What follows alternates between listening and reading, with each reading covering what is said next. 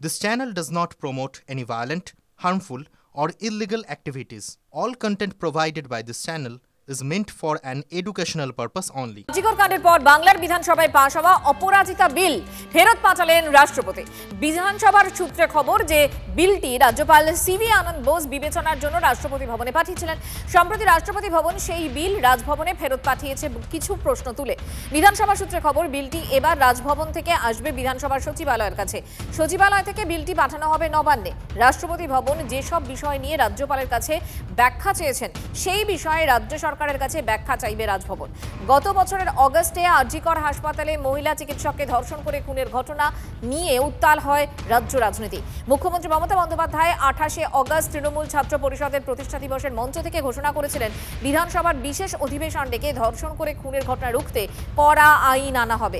সেপ্টেম্বরের প্রথম সপ্তাহে বিশেষ অধিবেশন বসে বিধানসভায়, আর সেই অধিবেশনেই পাশ হয় অপরাজিতা বিল 2024। তা অনুমোদনের জন্য পাঠানো হয়েছিল রাজভবনে।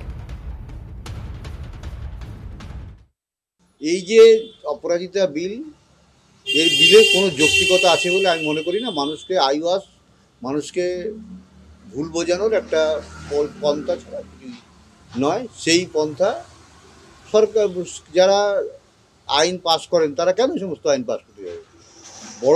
সবচেয়ে বড় প্রভিশন তো বিভিন্ন আইনে আছে। ধর্ষণ মামলার বিভিন্ন আইনে প্রভিশন আছে, মৃত্যুদণ্ড দেওয়ার এবং যাবজ্জীবন এবং আজীবন, এই সমস্ত তো আছেই। সুতরাং এই সমস্ত নতুন বিল আইন পাস করে লাভটা কী হবে? আইনের প্রয়োগটা কী হচ্ছে সেটাই সবার আগে মানুষকে দেখবে। মানুষ দেখবে আইনের প্রয়োগ কী হচ্ছে, কিন্তু আইনের প্রয়োগ তো হচ্ছে না। সেটাই হচ্ছে আমাদের, সেই জন্যই হয়তো এই বিল ফেরত পাঠিয়েছেন রাজ্যপাল এবং রাষ্ট্রপতি। অপরাজিতা বিল কেন ফেরত পাঠালো কেন্দ্র? প্রশ্ন তুলে সরব তৃণমূল। ধর্ষণ খুনে মৃত্যুদণ্ডকে অতিরিক্ত নিষ্ঠুর সাজা বলে চিহ্নিত করে কেন আপত্তি করলো তারা? প্রশ্ন তৃণমূল নেতা কুণাল ঘোষের। বিজেপির মুখোশ খুলে যাচ্ছে কটাক্ষ কুণালের। বিল ভুলে ভরা হলে তো ফেরত আসবেই, পাল্টা বিরোধী দলনেতা শুভেন্দু অধিকারী।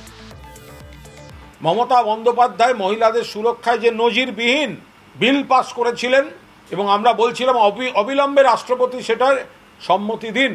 এখন রাজভবন সূত্রে খবর হচ্ছে যে সেটি দিল্লি থেকে ফেরত এসছে।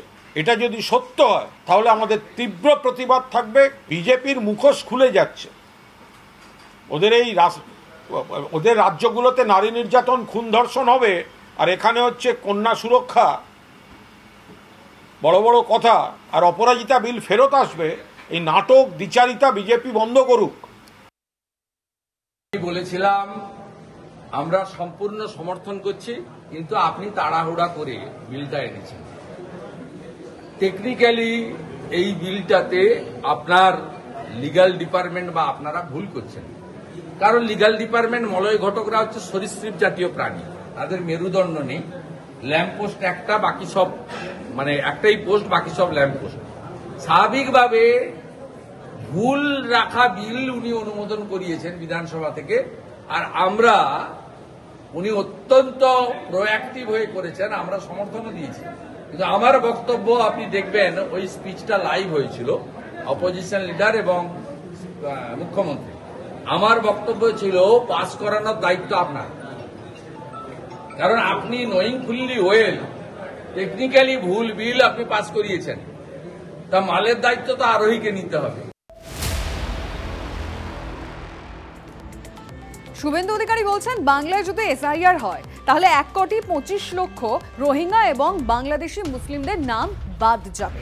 এবং তিনি আরো বলেছেন 15ই অগস্টের পর অনুপ্রবেশ মুক্ত বাংলার দাবিতে তারা পথে নামবে। বিহারে যদি 50 লাখ বাদ যায়, এখানে 1,25,00,000 বাংলাদেশি মুসলমান আর রোহিঙ্গা বাদ যাবে। আর সব হিন্দুদেরকে আমি অ্যাসিওর করছি, ভারতীয় হিন্দু মুসলমানকে অ্যাসিওর করছি, আর ধর্মীয় কারণে বাংলাদেশ থেকে আসা হিন্দুদের অ্যাসিওর করছি, একটা কারোরও কোনো অসুবিধা হলে উপরে মোদিজি যদি গ্যারেন্টার থাকেন, এই রাজ্যের এলওপিও একটা ছোটোখাটো গ্যারেন্টার। আমি 15ই আগস্টের পরে এই কন্যা সুরক্ষার মতো রাস্তায় নামবো। রোহিঙ্গা মুক্ত, বাংলাদেশি মুসলমান অনুপ্রবেশ মুক্ত ডক্টর শ্যামা প্রসাদ মুখার্জির বাংলা চাই।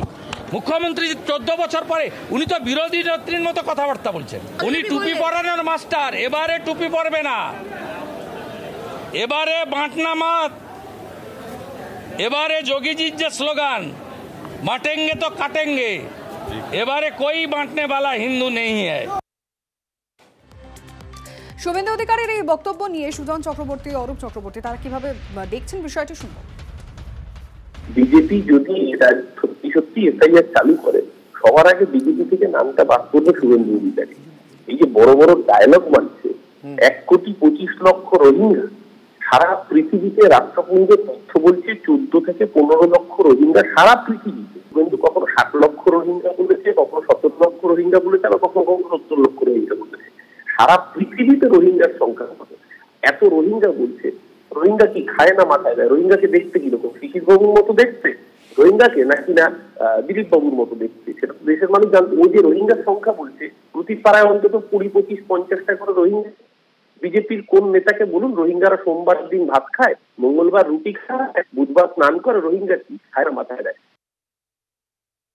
রোহিঙ্গা মানুষের সংখ্যা কত? আন্তর্জাতিকভাবে বলা হয় 10 লক্ষ। আপনি তো সব রোহিঙ্গা রোহিঙ্গা করে যাচ্ছেন। কাকে রোহিঙ্গা বলছেন?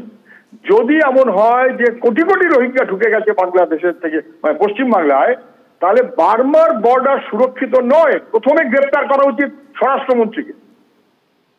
প্রথম গ্রেপ্তার করা উচিত স্বরাষ্ট্রমন্ত্রীকে। আপনি একটি অপদার্থ, আপনি বর্ডার পাহারার কোনো ব্যবস্থা করতে পারেননি। কোটি কোটি ঢুকে গেল কি করে? বাংলাদেশ ঢুকে গেল কি করে? আসামে ডিভোটার করার পর যখন তালিকাতে বেরোলো 22 লক্ষ মানুষের, ওরা বললো মুসলমান। দেখা গেল 22 লক্ষের মধ্যে 18 লক্ষ মানুষ হিন্দু। রোহিঙ্গা বাংলাদেশি কারা? রোহিঙ্গা তারা কি বাঙালি? তারা কি বাংলায় কথা বলেন? আজব কথাবার্তা। এইভাবে মানুষকে বিভ্রান্ত করার কোনো মানে আছে? মায়ানমার থেকে এসে যদি কেউ ঢোকে তো অমিত শাহ বিএসএফ কি আঙুল চুষছে? তো তাহলে সেইটা শুভেন্দু অধিকারী আগে সেদিকে আঙুল তুলুন যে বিএসএফ কেন রুখতে পারছে না। আমরা পরিষ্কার বলছি, বাংলায় 2 জন ঢুকলে বিজেপি শাসিত আগরতলা, ত্রিপুরায় 200 জন ঢুকছে। কি করে হচ্ছে এটা? ফেল করছে বিএসএফ।